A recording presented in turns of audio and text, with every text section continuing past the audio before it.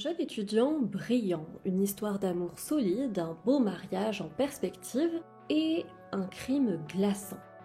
Le 6 février 2021, Kevin Jiang, étudiant à Yale, est retrouvé mort, assassiné dans une ruelle tranquille de New Haven, dans le Connecticut. Il venait tout juste de faire sa demande. Un genou à terre, un sourire plein d'espoir, Kevin venait de demander la femme de sa vie en mariage. Quelques jours plus tard, il était mort, tué dans d'effroyables circonstances à cause de cette demande en mariage. Bonjour à tous, ici Morgiane. Accrochez-vous bien car nous allons remonter le fil d'une affaire qui mêle amour, obsession et une traque digne des plus grands thrillers.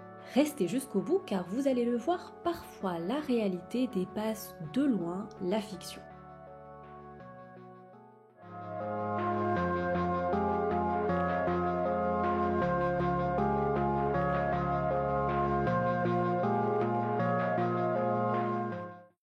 Soirée mortelle. Le samedi 6 février 2021 dans l'État du Connecticut. Kevin Jiang passe l'après-midi avec sa fiancée Zion Perry. Ils ont récemment célébré leur fiançailles après que Kevin l'ait demandé en mariage à la fin du mois de janvier lors d'une randonnée vers une cascade, un cadre parfait pour ces deux amoureux de la nature. Tous deux sont des étudiants brillants à l'université de Yale et envisagent ensemble l'avenir avec sérénité. Dans la soirée, vers 20h, Kevin, en bon gentleman, raccompagne sa dulcinée Zion chez elle. Il repart ensuite, seul, à bord de sa Toyota Prius grise, direction son propre appartement dans le quartier d'East Rock à New Haven. Mais à peine quelques minutes plus tard, tout bascule. Pendant qu'il conduit tranquillement sur Lawrence Street, dans un quartier résidentiel, un SUV, un GMC terrain noir, juste derrière, le touche à l'arrière. La collision entre les deux voitures n'est pas violente, ça semble être juste un petit coup, mais réaction tout à fait normale, Kevin sort de son véhicule pour voir l'ampleur des dégâts et faire un constat avec le conducteur qui lui est rentré dedans. Mais alors qu'il s'approche de la vitre du conducteur pour lui parler, il se fait tirer dessus 2 fois. Il s'effondre au sol, blessé à la tête, et là, le conducteur du SUV, cette fois, sort de la voiture et lui tire encore dessus 6 fois de plus. Plusieurs témoins qui entendent de chez eux la violente altercation suivie d'une série de détonations regardent la scène d'exécution tétanisés derrière les rideaux de leurs fenêtres et appellent les secours. Quand la police arrive sur place, Kevin est retrouvé au sol, touché par plusieurs balles à la tête et au torse. Il est trop tard pour lui, le jeune homme de 26 ans est déclaré mort sur les lieux de la fusillade. Cette attaque, on peut le dire, est brutale, soudaine et semble être ciblée. Ça ne semble pas être un acte de violence au volant qui aurait mal tourné. Les enquêteurs comprennent très vite qu'il s'agit d'un acte délibéré qui sonne comme une vengeance personnelle. En effet, un témoin décrit le véhicule suspect, le SUV noir. D'après ce dernier, l'homme au volant semblait suivre Kevin peu avant la fusillade, comme s'il avait mis en scène ce petit accident de voiture pour pouvoir l'approcher et l'exécuter de sang-froid. Cette folle soirée ne se termine pas là, car l'agresseur de son côté prend la fuite et tente de se débarrasser de son véhicule dans une casse. Manque de peau pour lui, en se rendant là-bas, il se retrouve avec un pneu crevé, bloqué sur une voie ferrée, de quoi flipper totalement. Et si un train passait par là, il est un homme mort, comme l'homme qu'il a tué quelques minutes avant. Le conducteur se fait rapidement repérer par le vigile de la casse et du personnel qui appelle le 911 à 20h57. Les autorités interviennent pour le remorquer au plus vite et des agents de police locaux le déposent même dans un hôtel, le Best Western à Hamden, à 7 km de la scène de crime. Comme ça, il pourra se reposer et récupérer sa voiture le lendemain à la fourrière. Une gentillesse et une bienveillance que l'homme ne mérite pas. Mais à ce moment-là, il faut savoir que la nouvelle de la fusillade n'a pas encore été diffusée à toutes les polices. Ça paraît dingue, mais les agents qui déposent le fuyard gentiment à l'hôtel ne sont pas du tout au courant de ce qui s'est passé 30 minutes plus tôt sur Lawrence Street. Le tueur, conscient qu'il a échappé de justesse à une arrestation, qu'il a eu un coup de chance, ne dort même pas dans la chambre d'hôtel.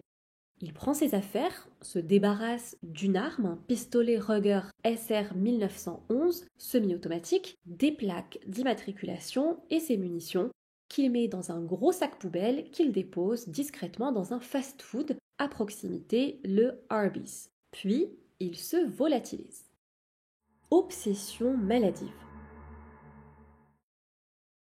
Le lendemain du meurtre de Kevin, vers 11h, le sac contenant l'arme et les munitions est découvert dans le fast-food Arby's. Grâce à cette découverte, les autorités remontent jusqu'au SUV remorqué en fourrière parce que, par chance, c'est le même policier qui a ramené le tueur à l'hôtel la veille qui intervient ce jour-là au fast-food. Il se rappelle avoir vu exactement le même sac chez l'individu bloqué sur la voie ferrée qui l'a ramené à l'hôtel. Il fait le lien entre cet homme, le sac rempli de munitions et la fusillade sur Lawrence Street. Le SUV en fourrière appartient en réalité à un concessionnaire qui a laissé un client la conduire pour la tester, mais qui n'est jamais revenu pour la rendre. Vous l'avez compris, ce faux client est le tueur de Kevin. Dans cette voiture, la police retrouve d'autres munitions, un étui d'armes à feu, des gants et des vêtements ensanglantés. Une analyse ADN est demandée à la police scientifique pour tenter d'identifier ce fameux tireur désormais en fuite. Dès les premières heures de l'enquête, grâce à cet ADN, un nom commence à circuler, celui d'un homme qui connaît Zion Perry, la fiancée de Kevin Jiang. Cet homme, c'est King-Chuan Pan, un chercheur de 29 ans spécialiste en intelligence artificielle. Faisons maintenant ensemble un bond dans le passé pour en savoir plus sur la relation entre King-Chuan et Zion et pour essayer de comprendre pourquoi ce King-Chuan aurait voulu s'en prendre à Kevin. Originaire de Pennsylvanie, Zion Perry se distingue dès le lycée en tant qu'élève brillante. Elle poursuit ses études au Massachusetts Institute of Technology, plus connu sous le nom de MIT, où elle obtient son diplôme de premier cycle. Par la suite, elle intègre la prestigieuse université de Yale pour entreprendre un doctorat en biophysique moléculaire et biochimie. En plus d'être une étudiante à l'avenir prometteur, Zion accorde dans sa vie une place centrale à sa foi chrétienne. En janvier 2020, elle rencontre Kevin Jiang lors d'une retraite chrétienne justement. Kevin, ancien militaire, donc vétéran à son jeune âge, est aussi un étudiant à Yale où il poursuit des études dans le domaine de la science de l'environnement. D'origine chinoise, il est un jeune homme généreux, très proche de sa mère dont il s'occupe également, et il utilise son temps libre pour venir en aide aux nécessiteux et fait beaucoup de bénévolat. La relation entre Zion et Kevin se développe rapidement puisqu'ils partagent des valeurs communes, notamment leur engagement religieux et leur amour pour la nature, ainsi que leur motivation à aider ceux qui en ont le plus besoin. Un an plus tard, le couple se fiance. Vous avez peut-être là l'impression qu'il n'y a pas d'ombre au tableau à cette merveilleuse histoire entre Zion et Kevin, et pourtant, attendez que je vous explique à quel moment apparaît King-Chuan. Zion rencontre King-Chuan Pan alors qu'elle étudie au MIT, donc avant même d'intégrer l'université de Yale et avant même de connaître son futur fiancé Kevin. Les deux se croisent plusieurs fois dans un groupe chrétien sur le campus du MIT, mais leurs interactions restent limitées. Selon les déclarations de Zion aux enquêteurs, elle et King-Chuan étaient simplement des connaissances et n'ont jamais entretenu aucune relation, que ce soit amoureuse ou amicale d'ailleurs. C'était juste, on va dire, l'entente cordiale, ils se suivaient sur les réseaux sociaux, se disaient bonjour quand ils se croisaient, et ça s'arrêtait là. Aussi, pour vous montrer à quel point il n'y avait aucune ambiguïté dans leur relation, après l'obtention du diplôme de Zion, King-Chuan Pan lui a proposé un appel vidéo pour la féliciter, mais elle a poliment décliné. Et c'est la dernière fois qu'ils ont interagi l'un avec l'autre, parce qu'ensuite, elle a intégré l'université de Yale et n'a plus jamais entendu parler de son camarade. King-Chuan, lui, originaire de Shanghai, est un étudiant décrit comme surdoué, un vrai génie de l'informatique spécialisé dans le domaine de l'intelligence artificielle. Très discret, il n'a pas d'antécédents judiciaires connus, mais plusieurs témoignages le décrivent comme un homme extrêmement introverti, souvent replié sur lui-même et socialement isolé.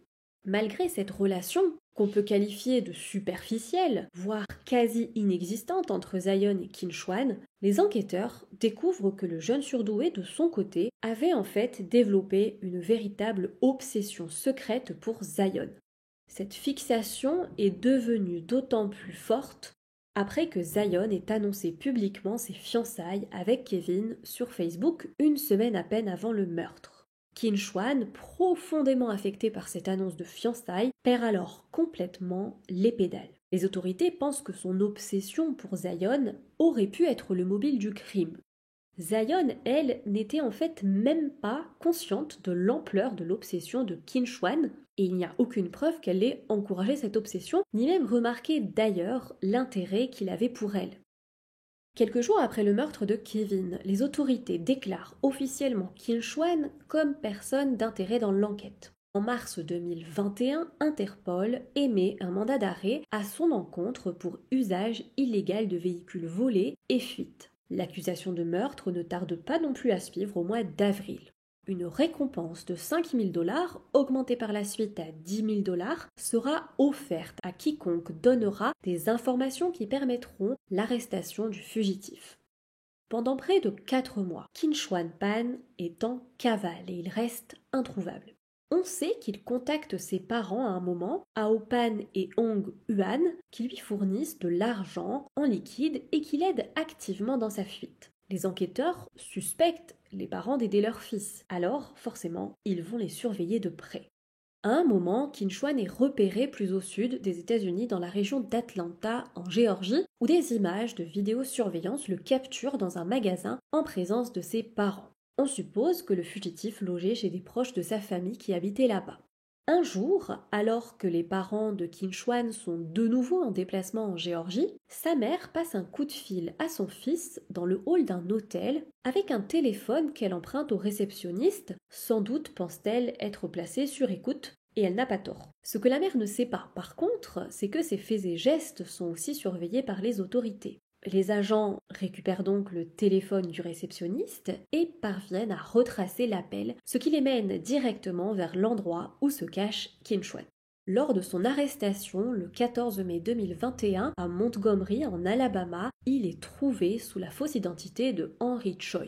L'homme est en possession de 7 téléphones portables, une carte SIM internationale, 19 000 $ en espèces et le passeport chinois de son père. Tout laisse penser qu'il préparait sa fuite vers l'étranger en se faisant passer pour son paternel.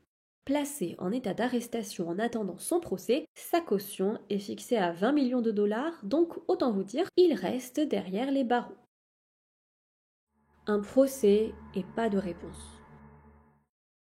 Le procès prend du temps à s'organiser à cause de l'épidémie de Covid-19 qui a fortement ralenti l'activité dans les tribunaux. Dans un premier temps, le 9 décembre 2022, l'accusé plaide non coupable. Mais le 27 février 2024, pour s'éviter un procès, Qin Chuan plaide coupable du meurtre et comme prévu par son accord de plaidoyer, il est condamné par le juge à 35 ans de prison sans possibilité de libération conditionnelle. Il devrait donc sortir de prison en 2056.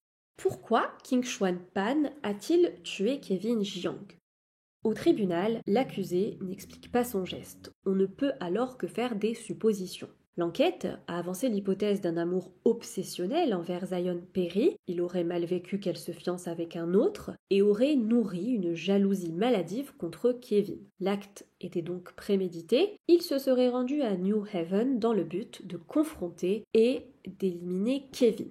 Qin Chuan Pan semble être un individu hautement intelligent mais émotionnellement fragile et immature. Il aurait mal supporté le rejet et la perte de contrôle sur Zion, une personne qu'il a idéalisée. Poussé par un désir de revanche sur celui qu'il considérait comme son rival, il a été capable d'actes extrêmes et prémédités motivés par l'obsession qu'il avait pour la fiancée. Conscient de la gravité de ses actes, il a ensuite méticuleusement planifié sa fuite pendant 4 longs mois en cavale. et il était à ça de parvenir à quitter le pays pour fuir la justice.